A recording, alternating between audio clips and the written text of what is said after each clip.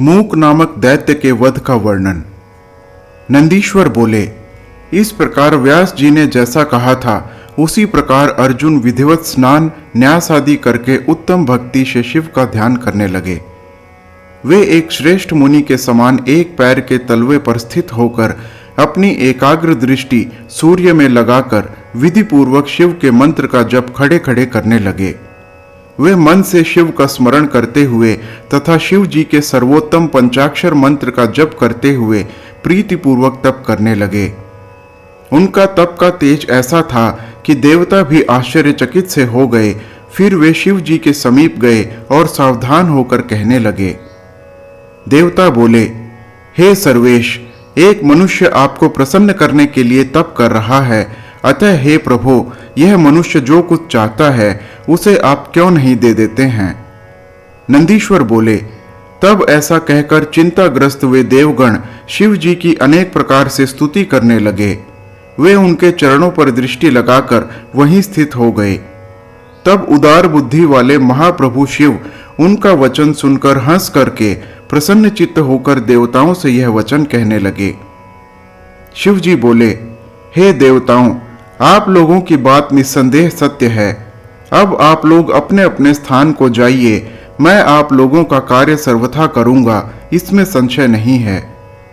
नंदीश्वर बोले, शिव जी का यह वचन सुनकर देवताओं को पूर्ण विश्वास हो गया और वहां से लौटकर वे अपने अपने स्थान को चले गए।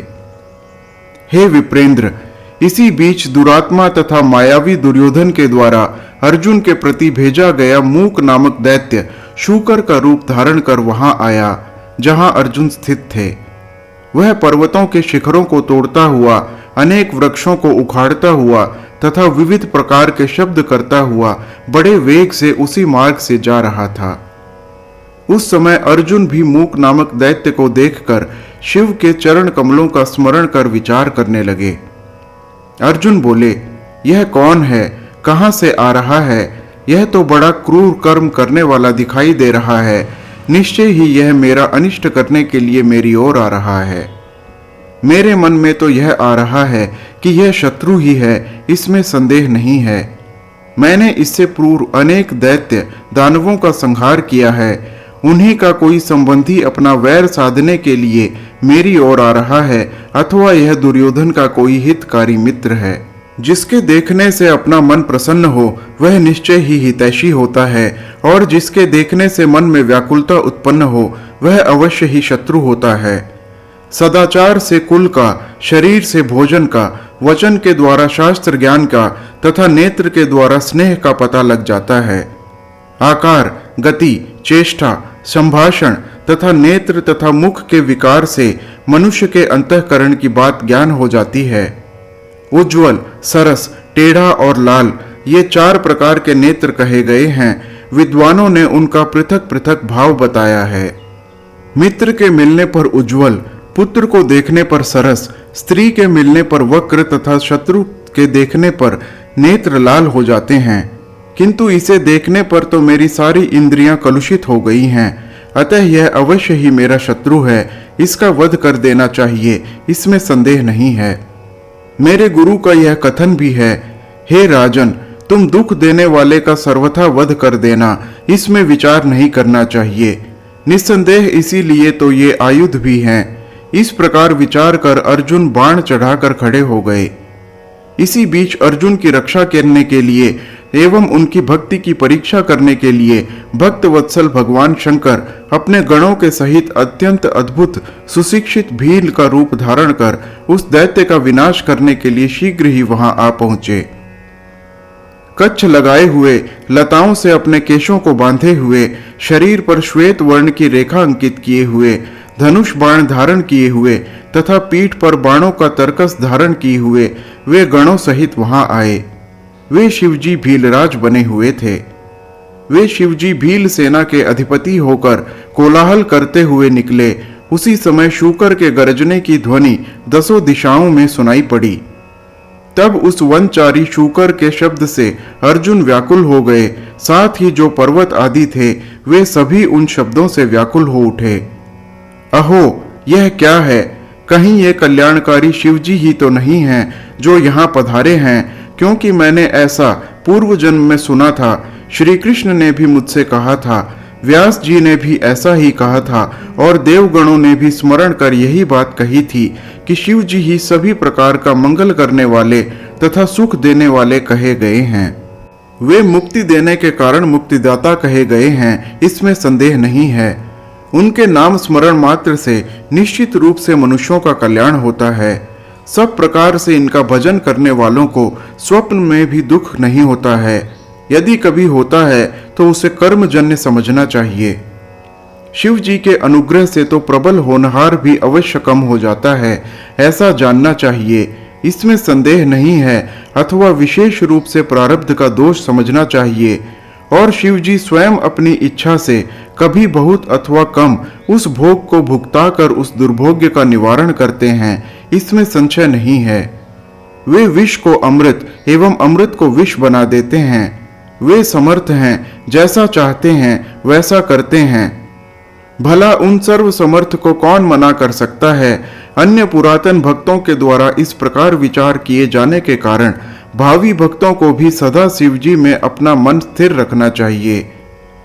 लक्ष्मी रहे या चली जाए, मृत्यु भले ही सन्निकट और समक्ष खड़ी हो, जो लोग निंदा करें अथवा स्तुति करें, दुख बना रहे या दुख नाश हो जाए, यह इष्ट अनिष्टात्मक द्वंद्व तो पुण्य तथा पाप के कारण उत्पन्न होता है। इसमें शिव निमित्त नहीं है। वे तो सर्वदा अपने भक्तों को सुख ही देते हैं। कभी कभी वे अपने भक्तों की परीक्षा लेने के लिए उनको दुख भी देते हैं, किंतु दयालु होने के कारण वे अंत में सुख देने वाले ही होते हैं। जैसे सुवर्ण अग्नि में तपाने पर शुद्ध होता है, उसी प्रकार भक्त भी तपाने से निकलते हैं। पूर्व काल में मैंने मुनियों के मुख से ऐसा ही सुना है, इसीलिए मैं उनके भजन से ही उत्तम सुख प्राप्त करूंगा। जब तक अर्जुन इस प्रकार का विचार कर ही रहे थे, तब तक शर संधान का लक्ष्य वह शूकर वहां आ पहुंचा। उधर भील वेशधारी शिव जी भी शूकर का पीछा करते हुए वहां आ पहुंचे। उस समय उन दोनों के बीच वह शूकर अद्भुत शिखर के समान दिखाई पड़ रहा था। अर्जुन ने शिव का महात्म्य कहा था, इसीलिए भक्त वत्सल शिव उनकी रक्षा करने के लिए वहां पहुंच गए। इसी समय उन दोनों ने बाण चलाया। शिव जी का बाण शूकर की पूंछ में तथा अर्जुन का बाण मुख में लगा। शिव जी का बाण पूंछ में घुसकर मुख से निकलकर शीघ्र ही पृथ्वी में विलीन हो गया, और अर्जुन का बाण पूंछ से निकलकर पार्श्व भाग में गिर पड़ा। वह शूकर रूप दैत्य उसी क्षण मरकर पृथ्वी पर गिर पड़ा। देवता परम हर्षित हो गए और पुष्प वृष्टि करने लगे। उन्होंने बार बार प्रणाम कर जय जयकार करते हुए शिव जी की स्तुति की। उस दैत्य के क्रूर रूप को देखकर शिव जी प्रसन्नचित्त हो गए और अर्जुन को भी सुख प्राप्त हुआ। तब अर्जुन ने विशेष रूप से प्रसन्न मन से कहा, अरे यह महादैत्य अत्यंत अद्भुत रूप धारण कर मेरे वध के लिए आया था, किंतु शिव जी ने मेरी रक्षा की। शिव जी ने ही आज मुझे बुद्धि प्रदान की, इसमें संदेह नहीं है। ऐसा विचार कर अर्जुन ने शिव शिव कहकर उनका यशोगान किया और उन्हें प्रणाम किया तथा बार बार उनकी स्तुति की। भील स्वरूप गणेश्वर एवं तपस्वी अर्जुन का संवाद। नंदिकेश्वर बोले, हे सनत कुमार, हे सर्वज्ञ, अब परमात्मा शिव की भक्त वत्सलता से युक्त तथा उनकी दृढ़ भक्ति से भरी हुई लीला सुनिए। उसके बाद उन शिवजी ने अपना बाण लाने के लिए शीघ्र ही अपने सेवक को वहां भेजा, और उसी समय अर्जुन भी अपना बाण लेने के लिए वहां पहुंचे।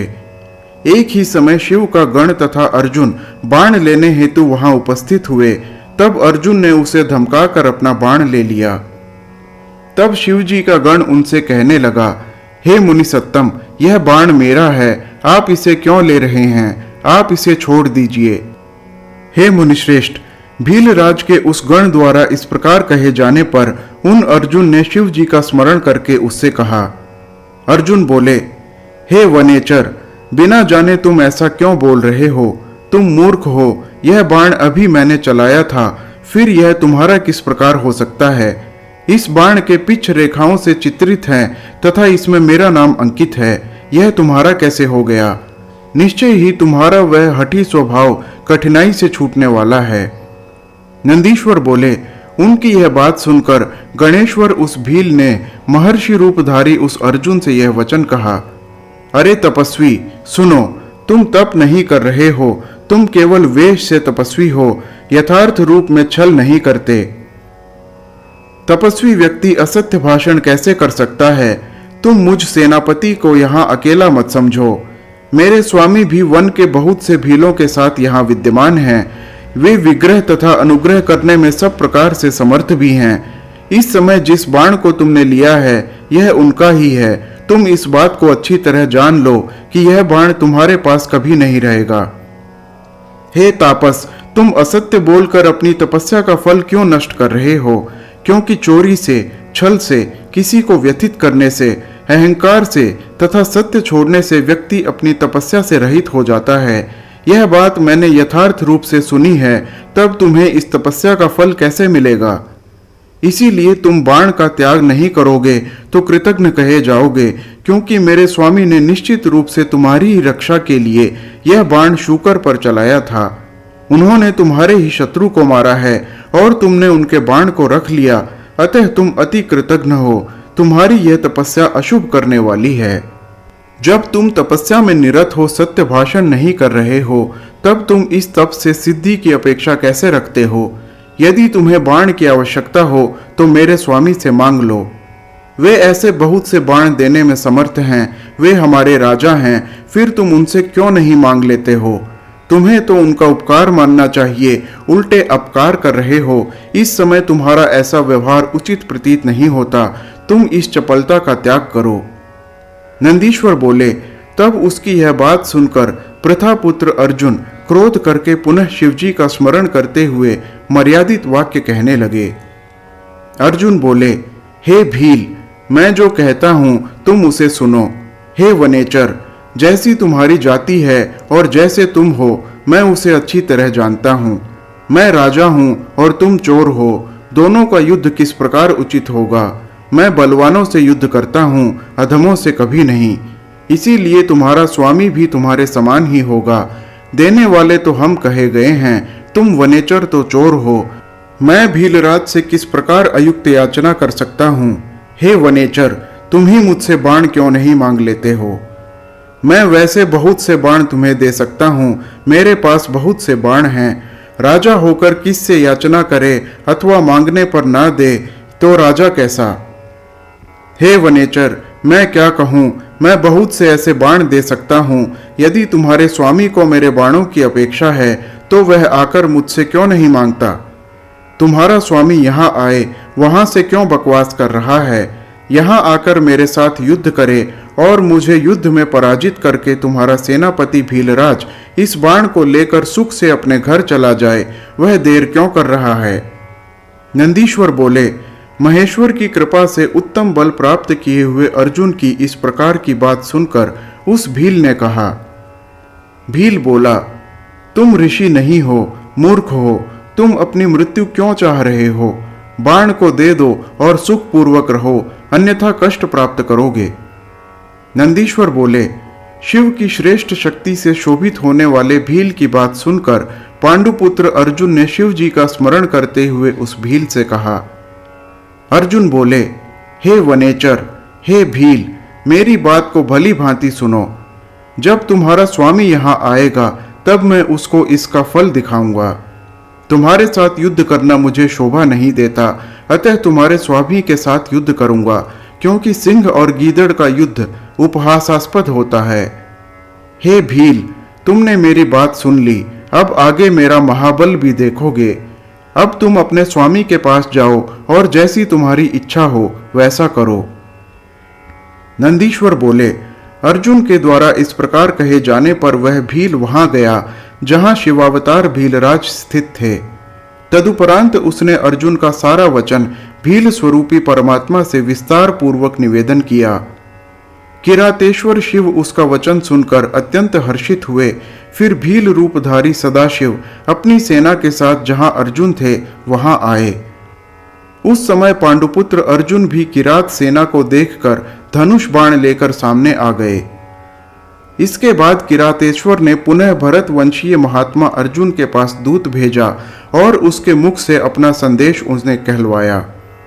किरात बोला, हे दूत, तुम जाकर अर्जुन से कहो, हे तपस्विन, तुम मेरी इस विशाल सेना को देखो, मेरा बाण मुझे लौटा दो और अब चले जाओ।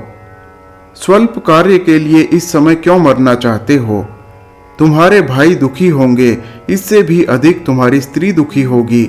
मुझे तो ऐसा प्रतीत होता है कि तुम्हारे हाथ से आज पृथ्वी भी चली जाएगी।